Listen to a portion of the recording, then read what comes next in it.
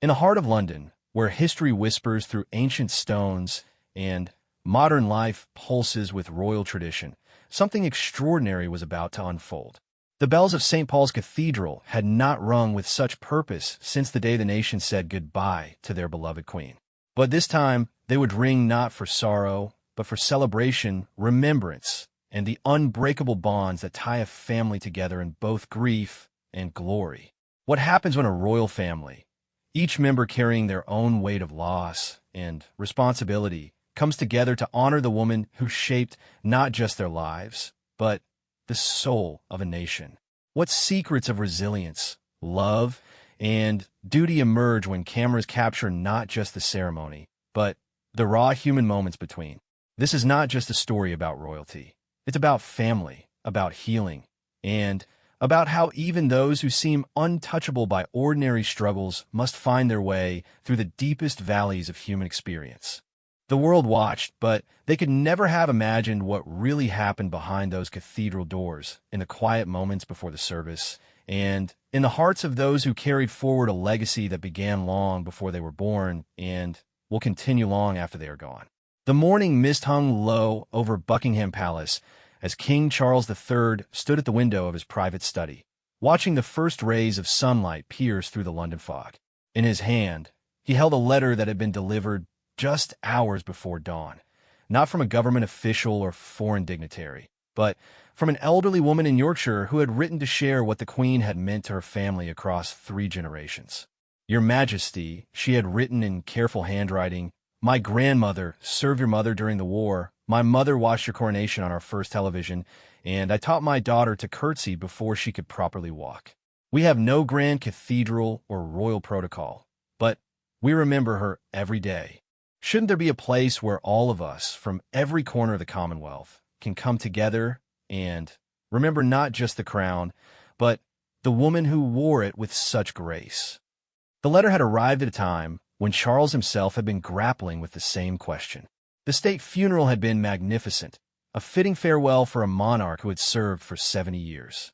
But in the months that followed, he had felt something missing, a space not for mourning, but for celebration. A place where the family could gather not in the shadow of loss, but in the light of remembrance. He thought of his mother's favorite hymn, "The Lord is my shepherd," and how she had hummed it softly during family dinners, completely unaware that she was doing so.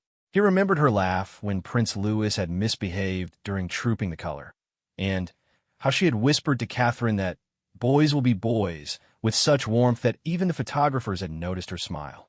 These were the memories that deserved their own ceremony, their own sacred space. The idea had begun to take shape 3 weeks earlier during a private family dinner at Windsor Castle. Princess Anne had been discussing her mother's patronages, noting how many organizations were struggling to find ways to honor the Queen's legacy beyond simply hanging portraits and naming buildings. Prince William had mentioned overhearing George asking his teacher why they learned about Gone in history lessons when she had been real, not just a story in a book. "She needs to remain alive in their memories," William had said, cutting into his roast beef with perhaps more force than necessary. Not as a distant figure from history books, but as the grandmother who taught Charlotte how to wave properly and let Louis play with her handbag during church services. Catherine had nodded, understanding immediately. She had watched her children struggle with the concept of their great-grandmother's death, not because they didn't understand loss, but because they couldn't understand how someone so present in their daily lives could suddenly become a chapter in history. George had asked her just the week before if great-grandmama would still get to see him play rugby from heaven, a question that had left Catherine searching for words that could bridge the gap between faith and the raw reality of a child missing someone who had been the steady presence in his young life. It was Sophie, the Duchess of Edinburgh, who had first suggested St. Paul's Cathedral. She had been quietly helping Edward sort through their mother-in-law's personal correspondence when she discovered a box of letters the Queen had written but never sent, drafts of responses to citizens who had written to share their stories, their struggles, and their gratitude. The letters revealed a side of the Queen that even the family had rarely seen. A woman who agonized over finding the right words to comfort a mother who had lost a son in Afghanistan, who spent hours crafting a response to a child's drawing, who kept a separate notebook where she recorded the names of everyone who had written to share their grief so she could remember them in her prayers. She never just performed the role, Sophie had told the family that evening, her voice soft but certain. She lived it, breathed it, worried about it even when no cameras were watching. St. Paul's Cathedral isn't just where Churchill was honored or where she celebrated her silver jubilee. It's where she came to think, to pray, to remember her own father. If we're going to create a space for remembrance, it should be where she herself went to remember. The Archbishop of Canterbury had been surprisingly enthusiastic when Charles approached him with the idea. Dr. Justin Welby had officiated at the state funeral, but he, too, had felt that something more intimate was needed. "Your Majesty," he had said during the private meeting, "I've been thinking about how to honor not just the crown, but the woman who wore it. The funeral was magnificent, but it was also final. What you're proposing is ongoing, living, breathing remembrance. It's the difference between a memorial and a celebration." The planning had begun quietly, almost secretly. This would not be another state occasion with diplomatic protocol and political considerations. This would be personal, family-driven, focused on the human being who had happened to be queen rather than the institution she had represented. The guest list would include not just royalty and dignitaries, but the people who had known her best. Her longtime dresser, the groundskeeper at Balmoral who had taught her to identify different species of birds, the local vicar from Sandringham who had shared countless quiet conversations with her about faith and duty. Princess Anne had taken charge of organizing the personal touches, working with the cathedral staff to ensure that the service would reflect their mother's own preferences rather than traditional royal protocol. She had discovered, to everyone's surprise, that the Queen had kept detailed notes about her favorite hymns, prayers, and readings, along with explanations of why certain pieces of music moved her. These notes, written in the Queen's careful handwriting over many years, would form the foundation of the service. She wrote about "how great thou art," that it reminded her of standing on the Scottish Highlands with Papa when she was young, and told her family during one planning session. She said the hymn captured both the majesty of God and the humility it should inspire in those who serve. That's not the Queen speaking. That's our mother, remembering her father and thinking about her own relationship with faith. Prince Edward had been tasked with coordinating with the Commonwealth representatives, but even this had taken on a personal tone. Rather than sending formal invitations through diplomatic channels, the family had reached out to individuals who had worked directly with the Queen over the years. The response had been overwhelming. Retired governors general, former private secretaries, Commonwealth citizens who had met the Queen during walkabouts and had never forgotten her kindness. One response had particularly moved the family. Mary, an Aboriginal elder from Australia, had written to say that she still treasured the moment when the Queen had stopped during a walkabout in 1970 to ask about her grandmother's Dreamtime stories. "She didn't just shake my hand and move on," Mary had written. "She sat with me on that bench for 20 minutes and listened like my stories were the most important thing in the world. That's the woman I want to remember, not the crown, but the heart that wore it." As the date approached, Charles found himself thinking more and more about the letters that had prompted this entire endeavor. His mother had carried the weight of the crown for 7 decades, but she had also carried the stories, hopes, and gratitude of millions of people who had written to share their lives with her. The commemoration at St. Paul's would be their opportunity to write back, to say what perhaps had never been properly said, that she had been seen, appreciated, and loved not just as a queen, but as a woman who had given her life to serving others. The morning of the planning meeting with St. Paul's clergy, Charles stood again at his window, but this time he was not alone. William joined him, carrying 2 cups of tea and a folder of photographs that George, Charlotte, and Louis had drawn of their great-grandmother. The pictures were simple but powerful. Gone in her yellow dress, feeding the corgis. Gone wearing her crown, but smiling like any grandmother. Gone waving from the balcony with all of them beside her. "They still ask when they'll see her again," William said quietly, setting down the tea and opening the folder. "Charlotte keeps setting aside drawings to show her the next time we visit. I think this service might help them understand that loving someone doesn't end when we can't see them anymore." Charles nodded, studying his great-grandchildren's artwork. Each drawing captured something essential about their great-grandmother: her warmth, her constancy, her ability to make even the most formal occasions feel like family gatherings. "Your mother would love these," he said finally. "She always said that children see truth more clearly than adults because they haven't learned to hide behind politeness and protocol." "That's exactly why this service matters," William replied. "It's our chance to see her the way the children did, not as history, but as family. Not as the Queen, but as Gone. Outside, London was beginning to wake up. Traffic was building on the Mall, tourists were gathering near the palace gates, and the ordinary business of the city was resuming. But inside the palace, a family was preparing to share their most precious memories with a world that had loved the same woman they had called mother, grandmother, and great-grandmother. The commemoration at St. Paul's would be unlike any royal ceremony in recent memory, because it would be driven not by tradition or protocol, but by love, gratitude, and the simple human need to honor someone who had spent her entire life honoring others. As Charles prepared to leave for the cathedral planning meeting, he carried with him not only the official documents and formal considerations, but also his great-grandchildren's drawings and the letter from the woman in Yorkshire who had reminded him that remembrance is not about grand gestures, but about keeping love alive in the small, daily acts of memory and gratitude. The bells of St. Paul's would soon ring again, not for ending, but for beginning, the beginning of a new way to celebrate a life that had been, in the truest sense, a gift to the world. The ancient stones of St. Paul's Cathedral had witnessed centuries of British history, but rarely had they sheltered a gathering quite like the one taking shape in the weeks leading up to the commemoration service.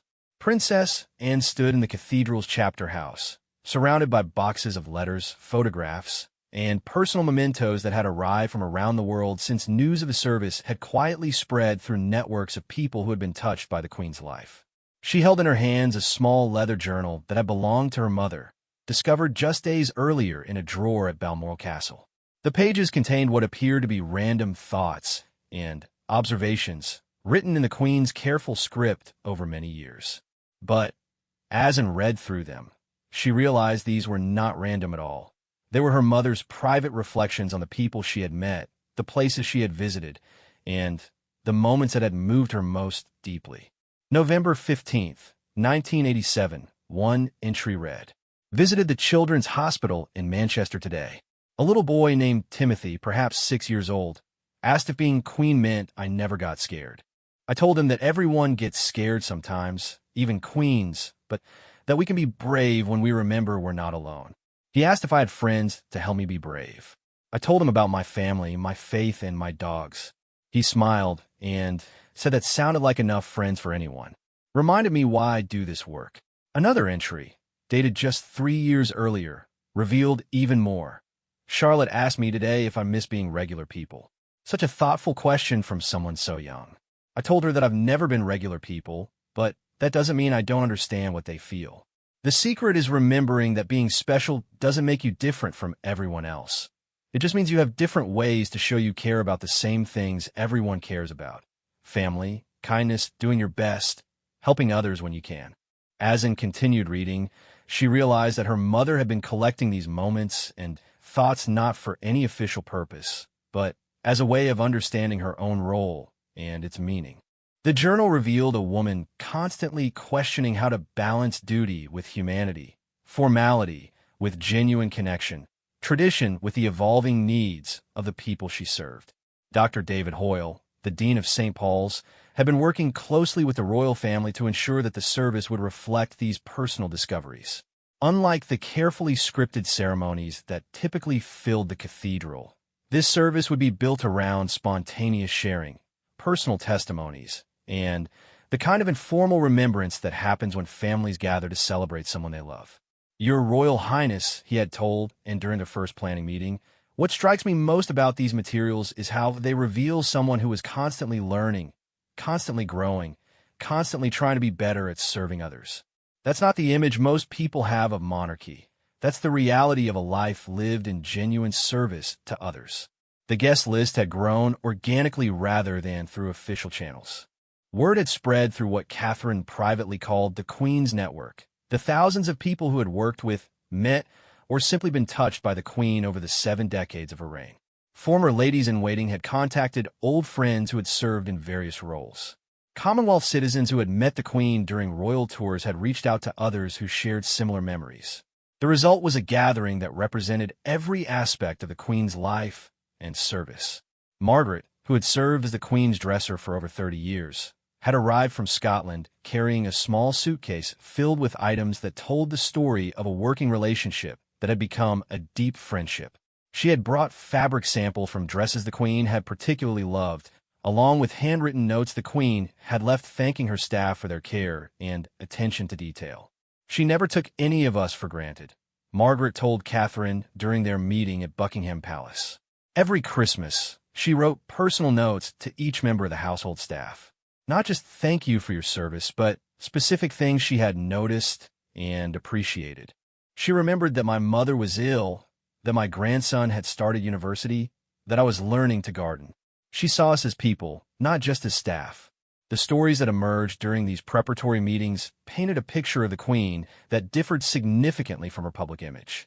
James, who had served as a groom at Windsor for 25 years, shared his memories of the Queen's relationship with her horses, not the formal, ceremonial relationships captured in official photographs, but the quiet, private moments when she would visit the stables just to spend time with animals she genuinely loved.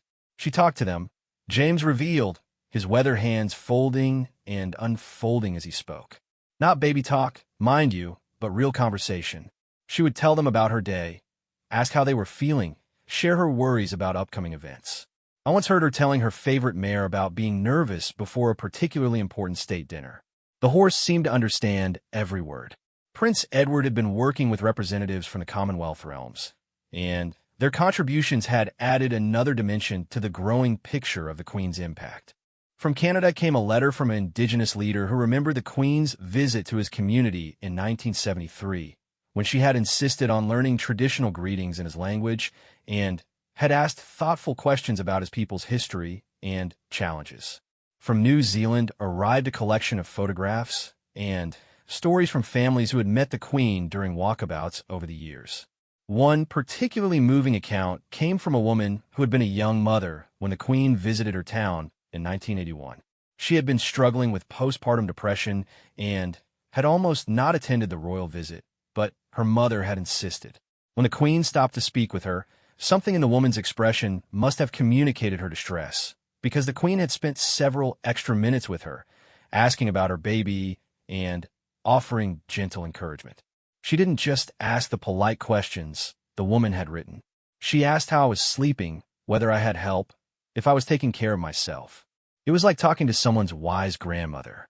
I went home that day feeling less alone, more capable.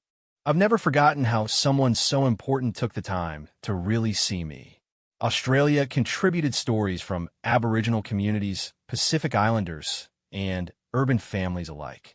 One letter came from a man who had served in the military during the 1990s and had been presented with a medal by the Queen during a ceremony in Canberra. He had been nervous about the formal protocol, worried about making a mistake that might embarrass his unit. But when his moment came, the Queen had noticed his anxiety and had quietly asked him about his hometown, his family, and his hopes for after his military service. She made me feel like I was the only person in that room, he wrote.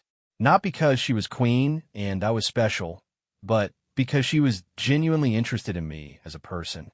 That conversation lasted maybe 3 minutes, but it changed how I saw myself and my service. She gave me confidence I didn't know I had. Catherine had been particularly moved by the responses from families around the Commonwealth who had written to share how the Queen's example had influenced their own lives. A teacher from India wrote about using the Queen's speeches to teach her students about perseverance and duty.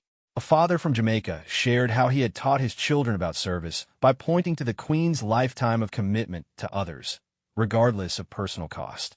From Wales came perhaps the most touching contribution, a video message from a children's choir whose members ranged in age from 6 to 16. They had learned to sing "We'll Meet Again" in Welsh, English, and British Sign Language because they had learned that the Queen had used that song to comfort the nation during the early days of the COVID pandemic. The children wanted to sing it again, they said, to remind everyone that love and memory can bridge any distance, even the distance between Earth and heaven. Sophie had been coordinating with organizations that had been under the Queen's patronage, and their contributions had revealed yet another aspect of the Queen's character. Unlike many ceremonial patrons, the Queen had taken active interest in the work of her organizations, asking detailed questions about their challenges and successes, and offering practical suggestions when appropriate. The president of one children's charity shared a letter the Queen had written after a particularly difficult case involving an abused child had received media attention. The Queen had not just expressed sympathy, but had asked specific questions about what resources were needed to help more children in similar situations. Her follow-up letters had included practical suggestions and connections to other organizations that might help. She never just lent her name to something, the charity president explained. She lent her attention, her intelligence, her network, and her genuine concern. She treated our work like it was the most important thing in the world because to her, helping children was the most important thing in the world. As the stories continued to arrive and the plans for the service continued to develop, Prince William found himself thinking about how little the public had known about his grandmother's private character. The woman emerging from these accounts was more complex, more thoughtful, and more deeply engaged with the world than even her family had fully realized. During a family meeting at Windsor Castle, he shared his observations with his father and siblings. "We knew she was dedicated, we knew she was caring, but I don't think any of us understood how deeply she thought about every interaction, every conversation, every opportunity to make a difference in someone's life. She wasn't just fulfilling her duties, she was using every moment to try to make people feel valued and understood." Princess nodded, thinking of her mother's journal entries.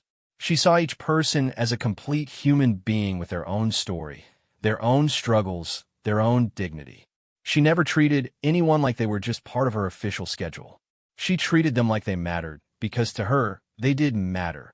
The Cathedral Chapter House had been transformed into something resembling a family scrapbook project more than a formal royal planning session.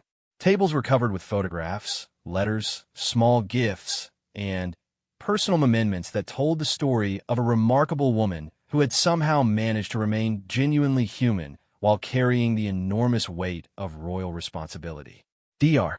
Hoyle had suggested creating display areas around the cathedral where visitors could see some of these materials before and after the service. "This isn't just about remembering someone who has died," he explained to the family. "This is about celebrating someone who lived fully, loved deeply, and used every opportunity to serve others. These stories need to be shared because they remind us all of what's possible when we choose to see each other with kindness and respect." As the date for the service approached, the family realized that what they were creating was more than a commemoration. It was a revelation of who the Queen had been when the cameras were turned off, when the formality was set aside, when she was simply a woman trying her best to make the world a little better for everyone she encountered. The threads of memory they had been gathering were weaving themselves into a tapestry that revealed not just the Queen's public service, but her private heart, not just her official duties, but her personal convictions, not just her royal legacy, but her human gift to everyone who had been fortunate enough to know her, work with her, or simply receive the blessing of her attention and care. The evening before the commemoration service, London felt different. There was an electricity in the air that had nothing to do with the typical excitement of a royal event, and everything to do with the quiet anticipation that comes when something deeply meaningful is about to unfold. In homes across the city, the Commonwealth, and around the world, people were preparing not for a spectacle, but for a shared moment of remembrance that promised to touch hearts in ways that formal ceremonies rarely achieved. At Buckingham Palace, the royal family gathered for what Charles had described as our last private moment before we share her with everyone else. The family drawing room, usually a space for formal meetings and official photographs, had been transformed for the evening. Personal photographs of the Queen covered every available surface, not the official portraits that adorned palace walls, but candid family shots that captured her as mother, grandmother, and great-grandmother. George, Charlotte, and Louis had spent the afternoon with Catherine, selecting their favorite memories to share with their family. Charlotte had carefully written out a list of things she wanted to remember about Gone, her 8-year-old handwriting revealing thoughts that were surprisingly profound. She always remembered our favorite biscuits, Charlotte had written. She never forgot to ask about her friends. She made us feel important even when important people were visiting. She taught me that being royal means taking care of other people's feelings.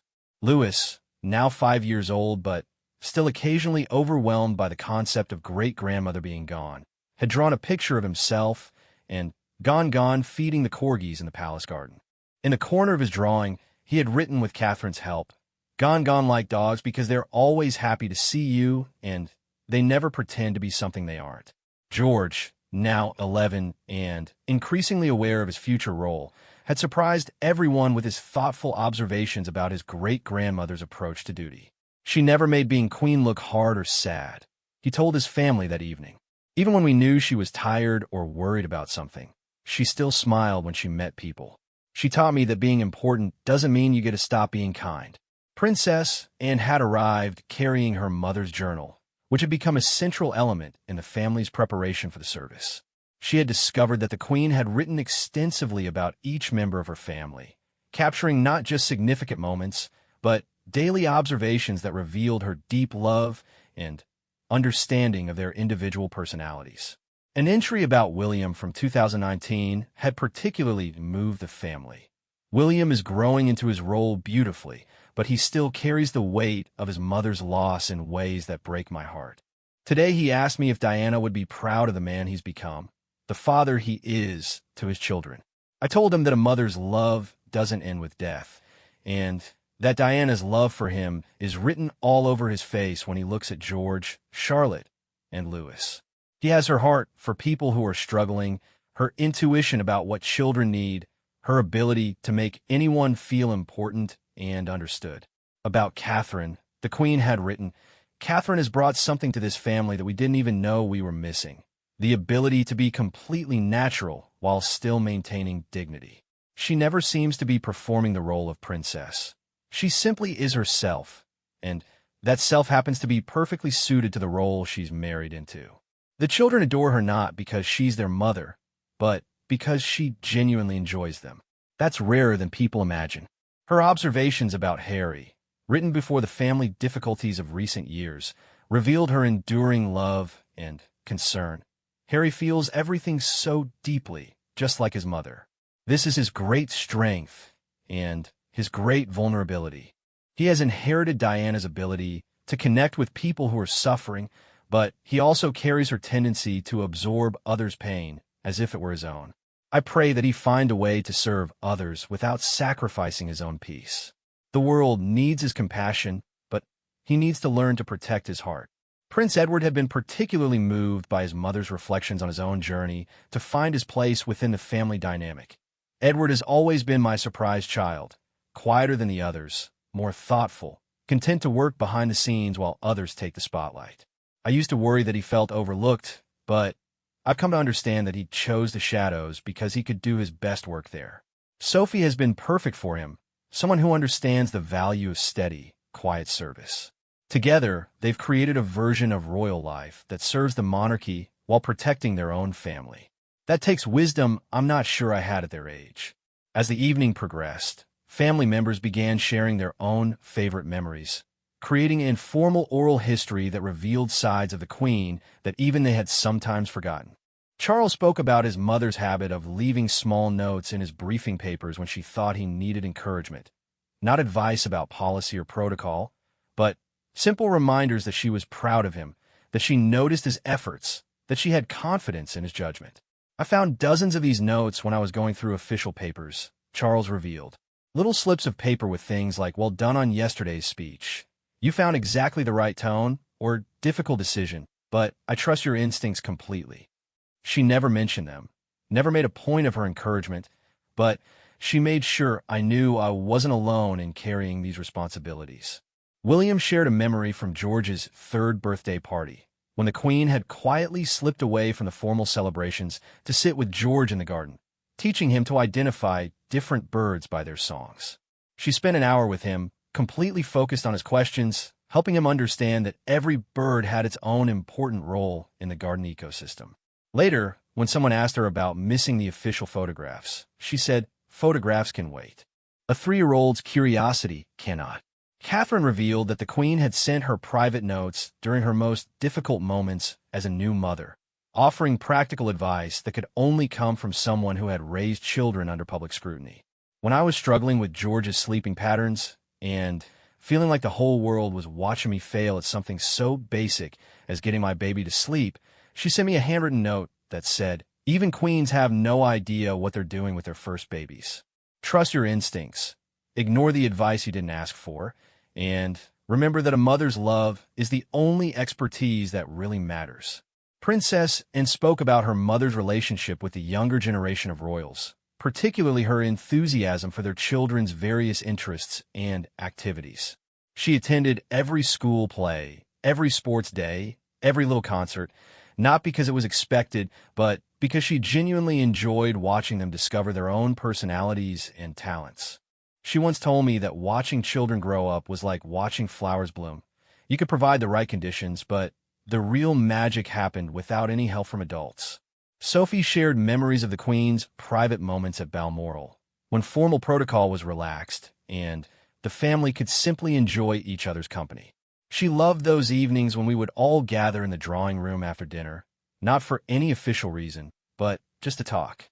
She was at her most relaxed then, asking about everyone's projects and interests, sharing stories from her own childhood, treating us like any grandmother would treat her family. Those moments reminded us all that underneath the crown, she was simply a woman who loved her family deeply. As the family prepared to leave for their private dinner, Charles reflected on what the next day would mean, not just for them, but for everyone who would participate in the service. "Tomorrow, we're not just sharing our memories," he told his family. "We're sharing her gift for making every person feel valued and understood. Everyone who comes to St. Paul's will leave knowing something true about love, service, and what it means to live a life focused on others rather than yourself." Across London, others were also preparing for the service in their own ways. Margaret, the Queen's former dresser, had spent the afternoon pressing the dress she would wear, one that the Queen had particularly admired years earlier. She had included a small brooch that the Queen had given her, not as a formal gift, but as a spontaneous gesture after Margaret had worked extra hours to ensure everything was perfect for an important state visit. Dr. Hoyle had remained late at the cathedral, walking through the nave and transepts, ensuring that every detail reflected the spirit of celebration rather than mourning that the royal family had requested. The flowers were in shades of yellow, pink, and blue, colors that the Queen had loved and worn frequently. The music had been chosen not for its grandeur, but for its ability to lift spirits and remind people of joy, hope, and continuing love. James, the Windsor groom, had driven down from Berkshire carrying a small frame containing a photograph of the Queen with her favorite horse, a mare named Emma, who had lived to be 32 and had been the Queen's constant companion during morning rides for over 2 decades. In the photograph, taken just months before both the Queen and Emma died, both looked completely content, completely at peace, completely comfortable in each other's presence. Around the Commonwealth, people were gathering in community centers, churches, and family homes to watch the service together. In a small town in New Zealand, the community center had been decorated with photographs and stories that local residents had contributed about their own encounters with the Queen during her visits over the years. In Toronto, a group of former Commonwealth Fellows who had met the Queen during palace receptions had organized their own gathering to share memories and watch the service together. The letters and messages that continued to arrive at Buckingham Palace revealed the depth of affection and gratitude that people around the world felt for the Queen, not just as a monarch, but as a symbol of constancy, grace, and genuine care for others. One letter from family in Wales had captured the essence of what many were feeling. She made us believe that kindness was more important than power, that service was more valuable than status, that paying attention to others was the highest form of intelligence. Tomorrow we celebrate not just what she did, but who she showed us we could be. As night fell over London, the bells of St. Paul's Cathedral rang briefly, not in rehearsal for the next day's ceremony, but as a gentle reminder to the city that something special was approaching. In homes across the nation and around the world, people settled into sleep carrying thoughts of the woman who had spent 70 years showing them that royalty, at its best, was not about being above others, but about being in service to them.